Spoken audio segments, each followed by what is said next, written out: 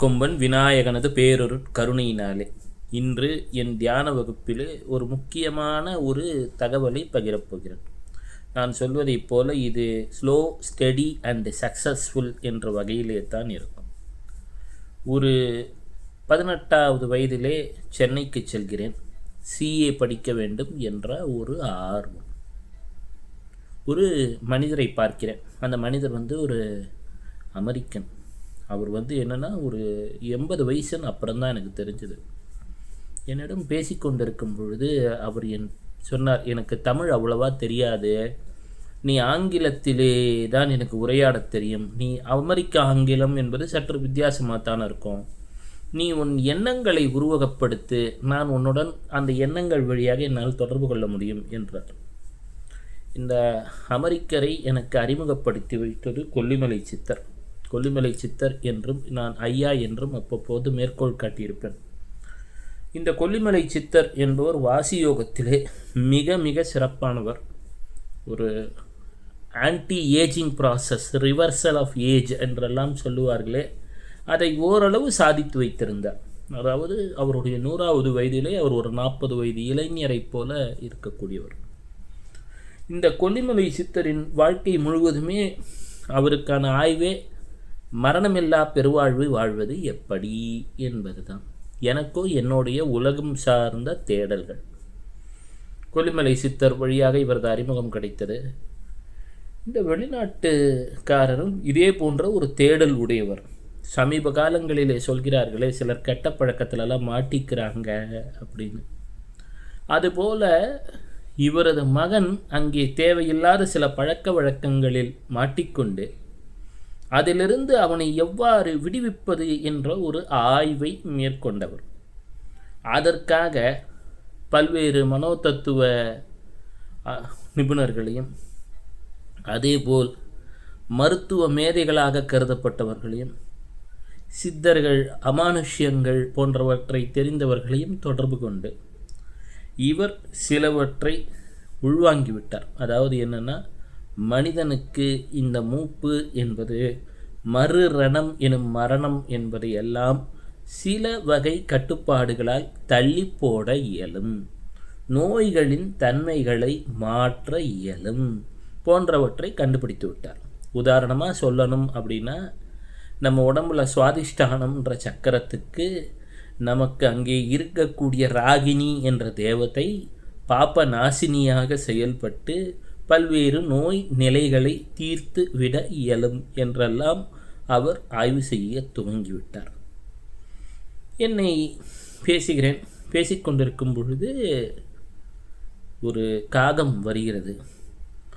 அந்த காகம் தற்செயலாக வந்ததா தானாக வந்ததா என்பதெல்லாம் தெரியாது, வருகிறது.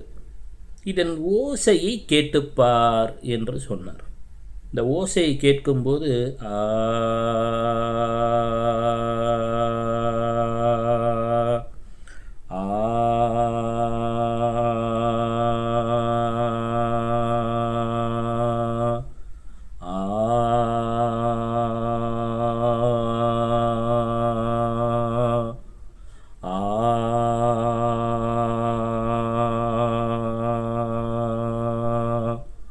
இந்த ஆன்ற சத்தத்தை நான் சொல்லும் பொழுது கண்ணை மூடி கேட்டு பாருங்களேன்.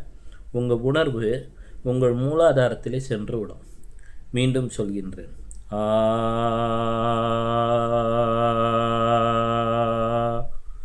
ஆ ஆ.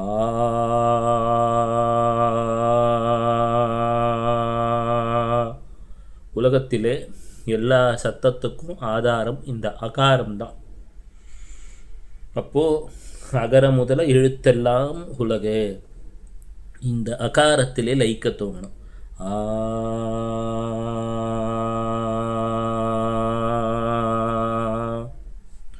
இதை ஒரு 10 நிமிஷம் சொன்னார். எல்லா ஒரு பொருட்களுக்கும் ஒரு ஆதாரமாக, அனைத்து மதங்களிலுமே ஒரு ஆதாரம் என்று சொன்னால் இந்த ஓசையானாய் ஒளியானாய் உள்ளிருக்கும் பொருளானாய், இந்த எனர்ஜி எல்லா இடத்துலையுமே இருக்குது. உதாரணமாக இப்போ கை இருக்குது, இந்த மெதுவாக இப்படி கொண்டு வந்து இப்படி கொண்டு வந்து இப்படி கொண்டு வந்து இப்படி கொண்டு வந்து இப்படி பண்ணி பாருங்களேன் ஒரு 5 நிமிஷம். உங்களை மீறி ஒரு ஈர்க்கக்கூடிய தன்மை ஒரு 10 நிமிஷம் இப்படி செஞ்சு பாருங்கள். அந்த கை உங்களை மீறி உங்கள் கரங்களில் ஒரு காந்த ஆற்றலை உணர துவங்குவீர்கள். ஒரு மின்காந்த ஆற்றலை அப்படி மெதுவாக செய்கிறோம், மெதுவாக. அப்போது இதை சொல்லும் பொழுது எனக்கு வலியுறுத்துகிறார், நாம் காணக்கூடிய உலகம் என்பது ஒரு முப்பரிணாம கற்பனை மாதிரி தான். நீங்கள் காணக்கூடிய உறவு, உங்கள் உடல், உங்கள் வாகனம், உங்கள் பொருளாதார வசதி, எதையெல்லாம் காண்றீங்களோ இது ஆக்ஞா சக்கரம். இந்த ஆக்ஞா சக்கரத்தில் ஹாக்கினி அப்படின்ற ஒரு தேவதை இருக்கா. அவள் ஓம்கார தேவதை. இங்கே சஹஸ்ராரம், இங்கே ஓம் அந்த ஒரு லெவலு. கீழே மூலாதாரத்தில் டாக்கினி லம்முன்ற சத்தத்தில் இருக்கா.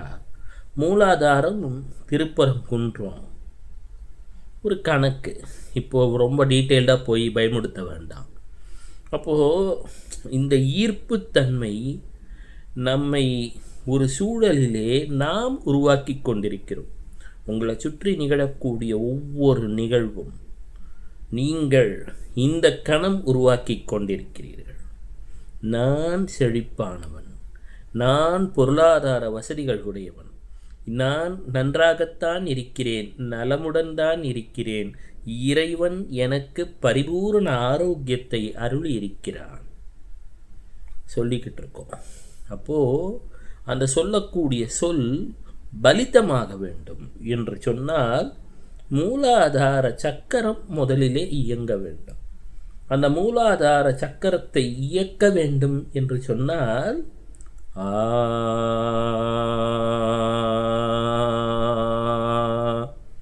யார் வேணாலும் சொல்லி பார்க்கலாம்.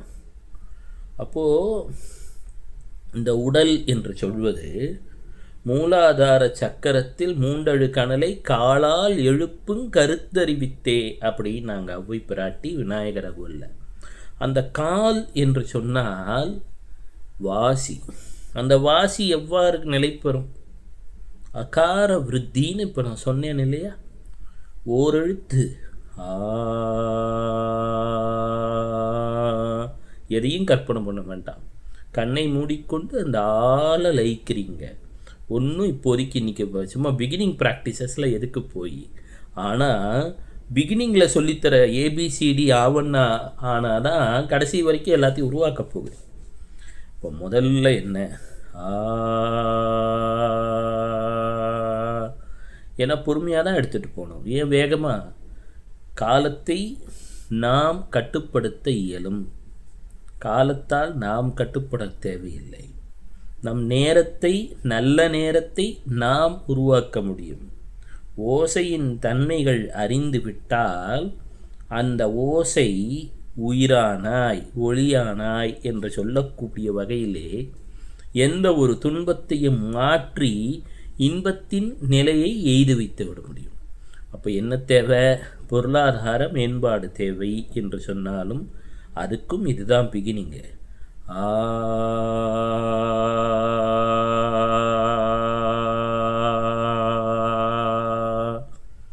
இந்த எடுத்த உடனே இழுத்து சொல்ல முடியாது. ப்ராக்டிஸ். இல்லைன்னா கண்ணை மூடி கேளுங்க.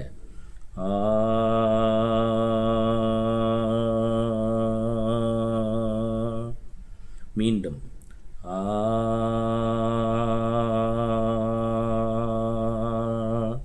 சரி, இந்த ஆவை எங்கே உட்காந்து சொல்கிறது? நானே நல்ல சேரில் உட்காந்து சொகுசாதான சொல்கிறேன். சுத்தபத்தமெல்லாம் பார்க்க தேவையில்லை. நல்ல சொகுசான அறையில் உட்காந்து கண்ணீர் விட தேவையில்லை, கவலைகள் தேவையில்லை. அந்த நேரத்தில் நம்ம மனசு அந்த ஆன்ற சவுண்டில் மட்டும்தான் நிற்கணும். நமக்கு அப்போது எண்ணங்கள் இருக்க தேவையில்லை. எண்ணங்களற்ற நிலையில்தான் நாம் எண்ணியது நடக்க துவங்கும். நாம் என்ன நினைக்கிறோம்? இது எப்படி என்னால் இயலும்? ஒரு 50,000 கோடி சம்பாதிக்க வேண்டும் என்றால் அந்த தொகையை பார்த்து மலைச்சு போய்டுறோம். 50,000 என்பது வெறும் எண்ணிக்கை. நமக்குள்ள பல ட்ரில்லியன் டேட்டா செல்கள் தரவுகள் இயங்கிக் கொண்டிருக்கிறது.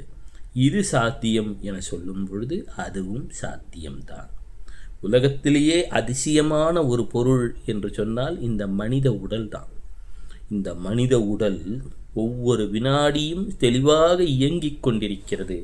இந்த காட்சியை நீங்களும் நானும் பார்த்து கொண்டும் பேசிக்கொண்டும் இருக்கிறோம் என்று சொன்னாலே அந்த இறை பிரபஞ்சம் நமக்கு ஏதோ ஒரு வகையிலே நன்மையை செய்ய துவங்கிவிட்டது என்பதை நாம் உணர வேண்டும். மீண்டும் சொல்கின்றோம்.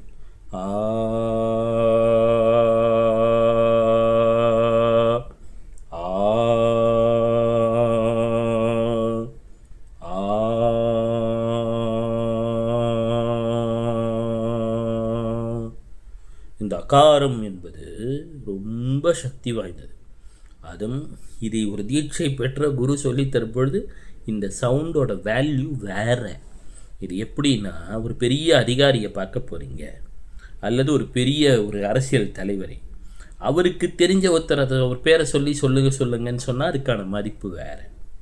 அப்போது பல வருடங்களாக அந்த சப்தத்தை லயித்து உள்வாங்கி உணர்வோடு சொல்லியதால் அது உங்களுக்கு பெரும் பயன் தரும்.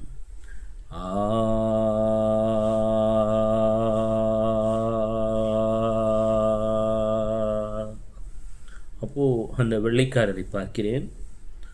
அவர் 80 வயதிலும் ஒரு 40 வயது இளைஞரை போல் இருந்தார்.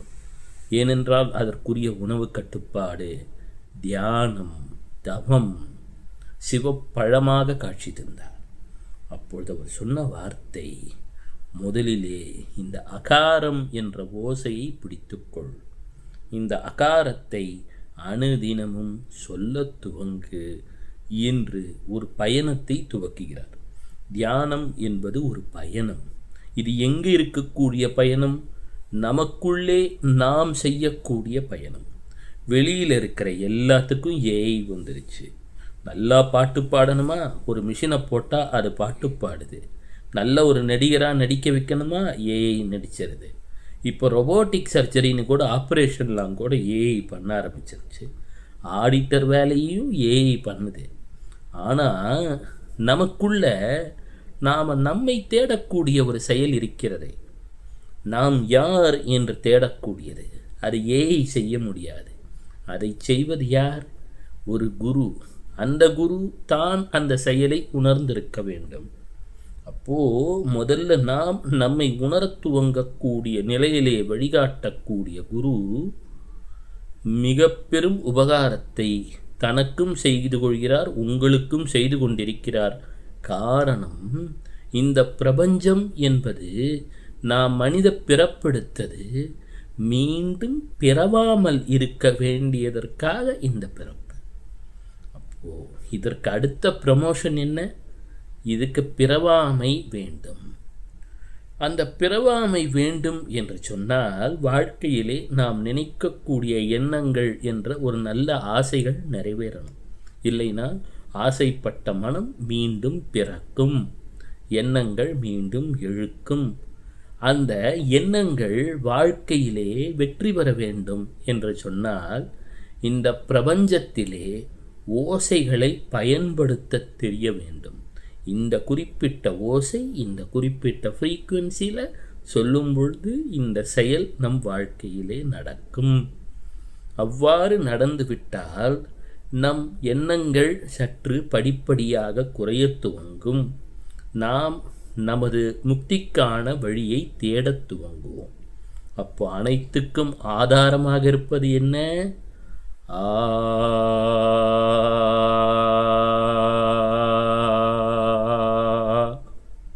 இந்த என்பது அகிலத்தையே நம்மிடம் அடைய வைக்கும். முதல் பாடங்கள், முக்கியமான பாடங்கள். இதற்கு மேல்நிலையில் எவ்வளவு சென்றாலும் ஆதாரம் என்பதுதான் அவசியம். அப்பொழுது வெளியிலே தேடுகின்றோம். உள்முகமாக தேடத் துவங்கினால் உலகம் உன்னை நாடத் துவங்கும். சிவ சிவ.